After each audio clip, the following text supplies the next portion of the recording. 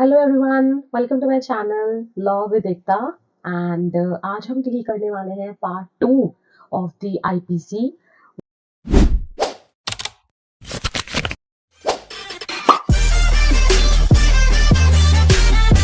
अगर हम quickly part 1 का रिकैप देखें कि हमने पार्ट 1 में लास्ट वीडियो में क्या किया था।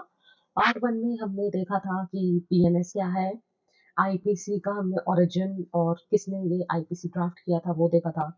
दूसरी चीज हमने देखी थी इसमें कि क्राइम क्या होता है ये हमने देखा था, लॉ क्या होता है ये भी हमने देखा था, दोनों के बीच का डिफरेंस भी हमने जाना था।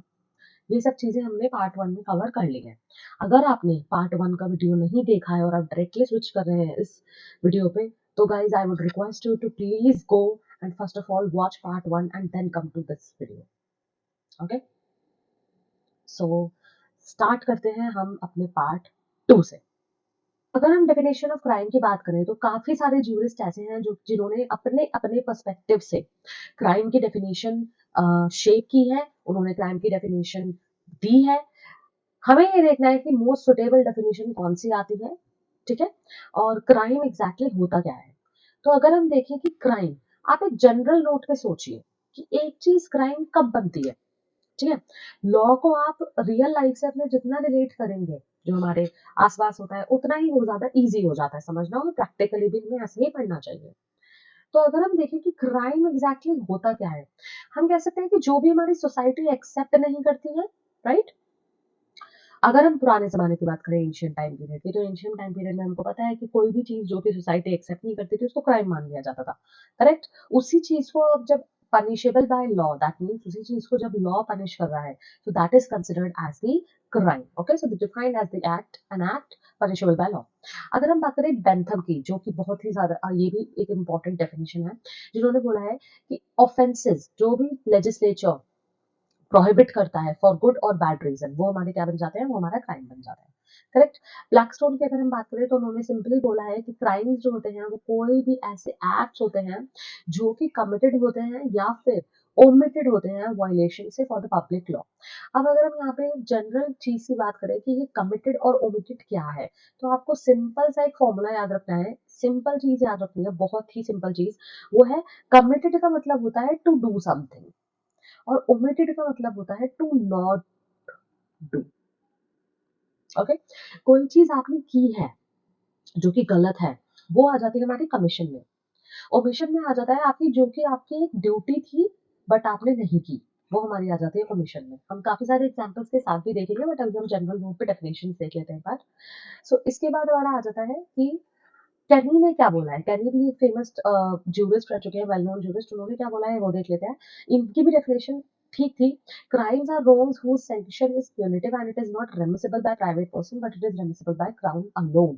इन्होंने ये बोला था कि हमारे जो क्राइम्स होते हैं वो एक तरीके के ऐसे रॉन्ग्स होते हैं, ऐसी चीज होती है वो जिसकी जो सैंक्शन है, सैंक्शन का मतलब है यहाँ पे पनिशमेंट, मैंने यहाँ पे लिख भी रखा है सजा, और रेमिसिबल का मतलब होता है पार्डन। इनका कहना था कि हमारा जितने भी क्राइम है उनकी सैंक्शन जो है, उनका जो पनिशमेंट है, और या फिर उनकी जो माफी है, वो सिर्फ एक ही पर्सन दे सकता है, जो कि है हमारे क्राउन।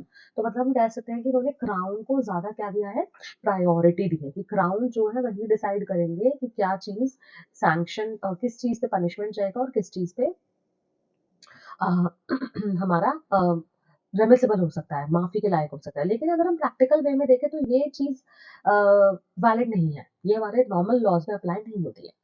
मिलर का हम देख लेते हैं। मिलर ने बोला था, कमीशन और commission of an act which law forbids और commands under pain of punishment to be imposed by the state. कोई भी ऐसा कमीशन या फिर कोई भी ऐसा ओमिशन जो कि क्या होता है, लॉ जिसके लिए मना करता है, तो वहां पे क्या होता है कि वो क्या है, हमारे क्राइम है। तो ये डिफरेंट डिफरेंट 3-4 डेफिनेशन हमने देख ली है जो कि क्राइम को लेकर काफी सारे जूरिस्ट ने दी है।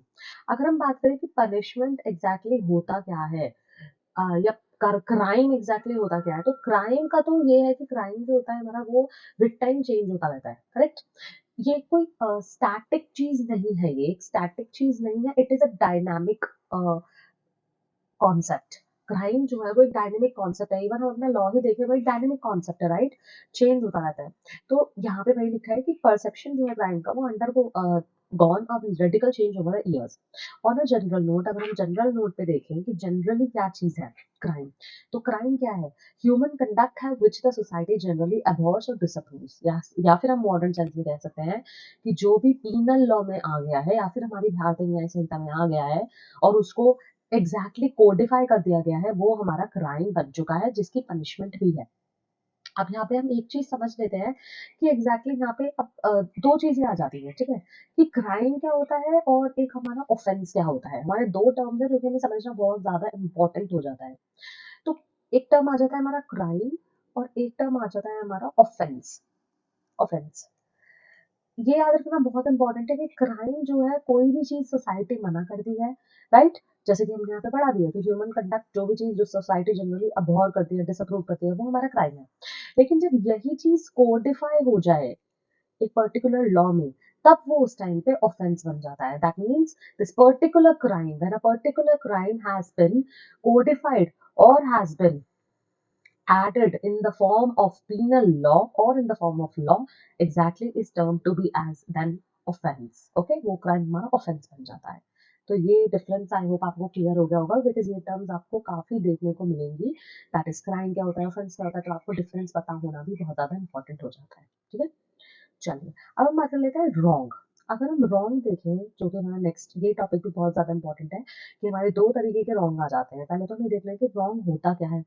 तो अगर हम देखें कि रॉन्ग एक तरीके से हमारे ऐसे एक्ट्स होते हैं जो हमारे डिसअप्रूव होते हैं या फिर जो प्रूव नहीं होते हैं by most of the people in a civilised society.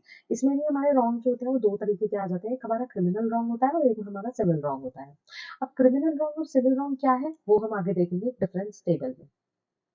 ये इंपॉर्टेंट है गाइज, ये बहुत ज्यादा इंपॉर्टेंट टेबल है। डायरेक्ट आपका क्वेश्चन एग्जाम में बनता है कि क्रिमिनल रॉन्ग और सिविल रॉन्ग में क्या डिफरेंस है। अगर आप प्रॉपर कैरेक्टरिस्टिक्स के साथ प्रॉपर डिफरेंस टेबल बनाकर लेके आएंगे सो surely you will get good marks. Okay, definition की अगर हम बात करें तो क्रिमिनल में हमको पता है कि क्रिमिनल में क्या होता है, हमारा ब्रीच ऑफ क्रिमिनल लॉ होता है, लेकिन सिविल में हमारा ब्रीच ऑफ सिविल लॉ होता है। सिंपल।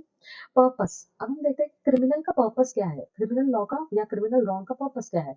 उसका पर्पस होता है हमारा कि या पनिश करना या फिर क्रिमिनल बिहेवियर को डेटर करना। डेटर हम बोल सकते हैं प्रिवेंट करना, दैट मीन्स क्रिमिनल बिहेवियर को बचाना। Okay, to compensate victim and to resolve disputes, that is the purpose of the civil wrong, कि विक्टिम को कॉम्पनसेट करना और डिस्प्यूट्स को खत्म करना। करेक्ट। अगर हम देखें standard of proof, criminal wrong में हमारे काफी ज्यादा हमें स्टैंडर्ड ऑफ प्रूफ देने पड़ते हैं, दैट मीन्स प्रूफ एविडेंस काफी ज्यादा देना पड़ता है। और अगर हम देखें हमारा सिविल रॉन्ग में तो उसमें कम देना पड़ता है। फोकस जो होता है हमारा सिविल रॉन्ग क्रिमिनल रॉन्ग में वो ऑफेंस पे ज्यादा होता है और ऑफेंडर पे भी होता है। लेकिन अगर हम यहाँ पे देखें सिविल रॉन्ग में हमारा विक्टिम को सबसे ज्यादा प्रायोरिटी दी जाती है कि उसको कितना हार्म हुआ है, उसको कितना सफर करना पड़ा है। तो क्रिमिनल रॉन्ग हमारे काफी ज्यादा ग्रेविटी होती है, काफी ज्यादा ग्रेव होते हैं, और पब्लिक रॉन्ग हमारे प्राइवेट रॉन्ग, ये जो हमारे प्राइवेट रॉन्ग होते हैं या फिर जिसे हम कह सकते हैं कि हमारे सिविल रॉन्ग होते हैं, ये हमारे लेस ग्रेव होते हैं।